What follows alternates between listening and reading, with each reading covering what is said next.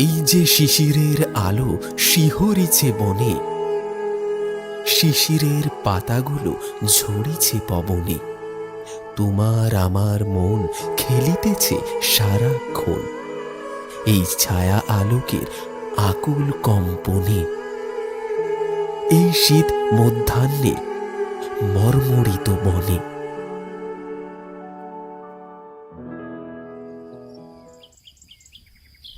আমি শ্যামল। আমার বাবার নাম ছিল হরিধর। আমি বাবার একমাত্র সন্তান। বাবা মারা যাওয়ার পরে সংসারের সব দায়িত্ব আমার কাঁধে এসে পড়ে। আমার বাবার ছিল এক বিশাল খেজুর বাগান। সেই গাছের রস বিক্রি করে আমাদের সংসার বেশ ভালোই চলছিল। হঠাৎ বাবা মারা যাওয়ার পর কি যে হলো, গাছ থেকে আর কোনো রস বের হতো না। আজ থেকে ঠিক 1 বছর আগের কথা। বাবা মারা যাওয়ার পরে খেজুর গাছ থেকে কোনো রস পাচ্ছিলাম না। সংসার চালানোর জন্য তাই বাধ্য হয়ে অন্যের খেজুর গাছের রস কিনে বিক্রি করতে লাগলাম। তবে তাতে তেমন একটা লাভ হতো না। অনেক কষ্টে দিন চলতো আমাদের। এইরকমই একদিন সারা দিন রস বিক্রি করে সন্ধেবেলা বাড়ি ফিরলাম। মা, মা, মা কোথায় গেলে?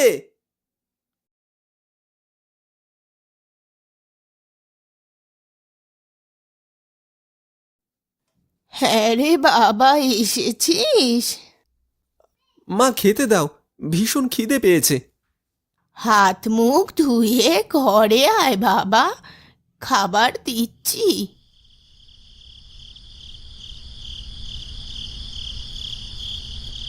বাবা শ্যামন, আমি বলি কি বাবা, এবার একটা বিয়ে কর। আমার তো বয়স হয়েছে, শরীরটাও আর চলে না বাবা। মা তুমি তো জানোই, অন্যের খেজুর গাছ থেকে রস পেরে তাদেরকে অর্ধেক রস দিয়ে বাকি অর্ধেক রস বিক্রি করে যা পাই তাতে আমাদের মা ছেলের চলাই কঠিন। তাতে আবার আরেকজনকে কিভাবে চালাবো? তাহলে তুই এই কাজ ছেড়ে দে বাবা, অন্য কোনো কাজ কর। কেমন করে ছাড়ি মা?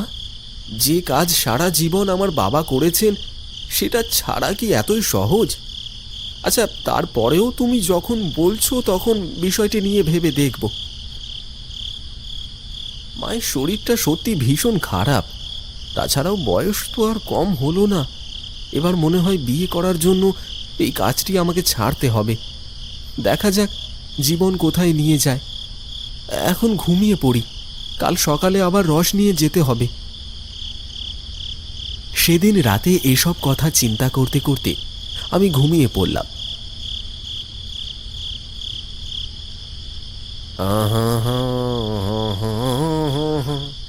লা লা লা লা লা লা লা লা লা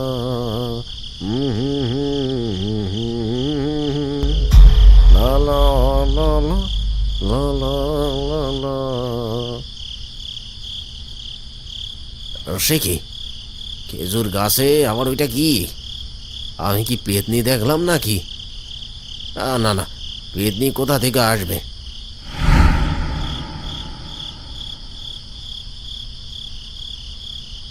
ওরে বাবা রে, ওরে বাবা রে, এ তো সত্যি পেতনি। পালা, ও পালা রে পালা।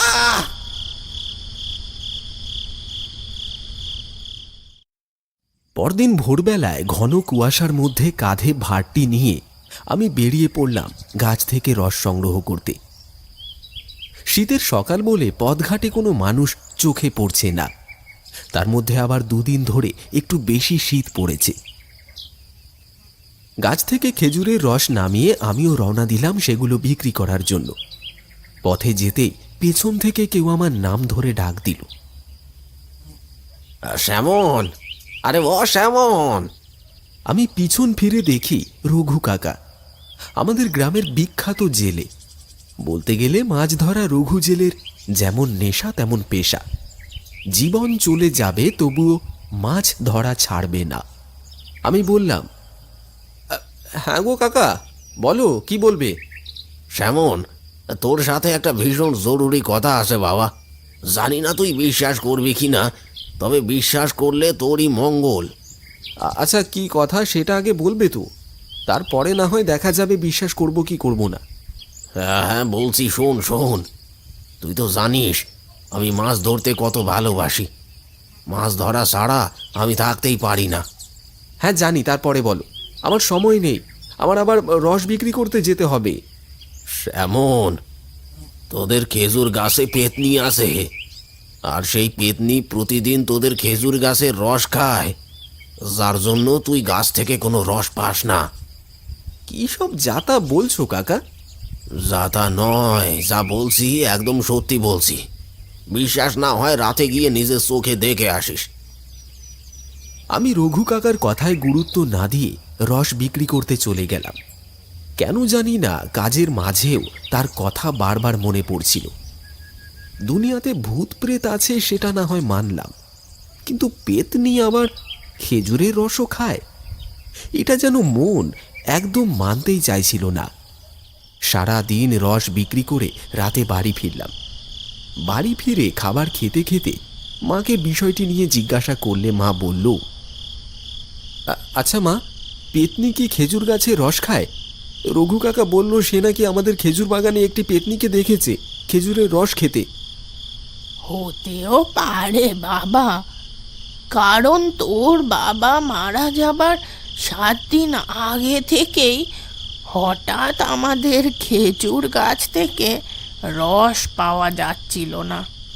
তারপরে তোর বাবা কিছু একটা দেখেছিল গাছে, আমাকে বলতেও চাইছিল, কিন্তু সেদিন রাতে বাগানে গিয়ে আর জীবিত ফিরে এলো না। খাওয়া শেষ করে রাতে শুয়ে শুয়ে সেসব কথাই বারবার মনে পড়ছিল। তারপর সিদ্ধান্ত নিলাম খেজুর বাগানে নিজের চোখে দেখতে যাব।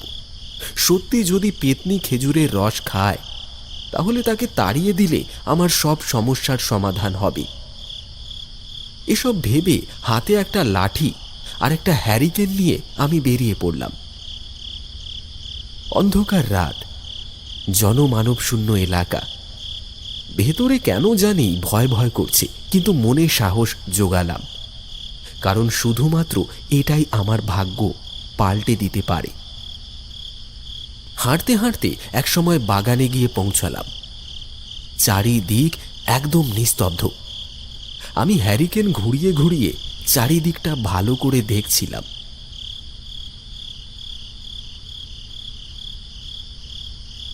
হঠাৎ খসখসে একটি আওয়াজ পেয়ে সেদিকে হ্যারিকেনের আলো ফেলে দেখি সাদা কাপড় পরা একটা পেতনি এক গাছ থেকে অন্য গাছে লাফ দিল, তারপর আবার কোথায় যেন মিলিয়ে গেল। ভয়ে আমার শ্বাস বন্ধ হয়ে আসছিল। তখনই কানে ভেসে এলো ভয়ঙ্কর একটা হাসির আওয়াজ।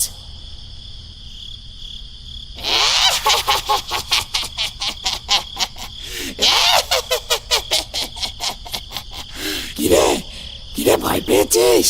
যা যা, পালা বলছি, পালা, নইলে তোর অবস্থাও তোর বাবার মতোই করব। ঘাটটা একেবারে মটকে দেব, বুঝলি?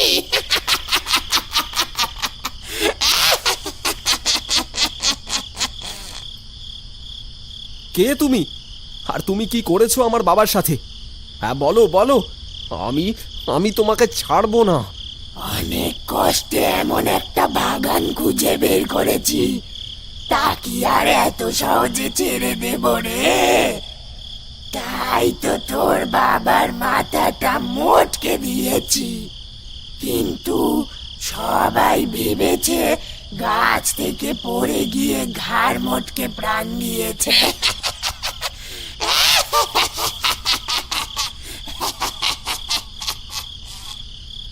ডাইনিটির কথা শুনে রাগে আমার শরীরে আগুন লেগে গেল।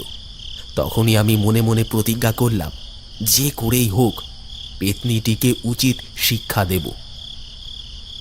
আচ্ছা আচ্ছা, আমার ভুল হয়েছে, তোমার যতদিন ইচ্ছে এখানে থাকতে পারো, আমি এক্ষুনি চলে যাচ্ছি এখান থেকে। কথাটি বলেই আমি আর সেখানে এক মুহূর্ত দেরি না করে দৌড়ে বাড়ি ফিরে গেলাম।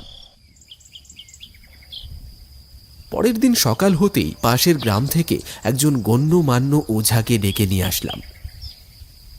ওঝা এসে এক মন্ত্রপুত সুতো সব গাছে বেঁধে দিয়ে চলে গেল। আর সেদিনের পর থেকে সেই পেতনিটিকে আমি আর কখনো আমাদের খেজুর বাগানে দেখতে পাইনি।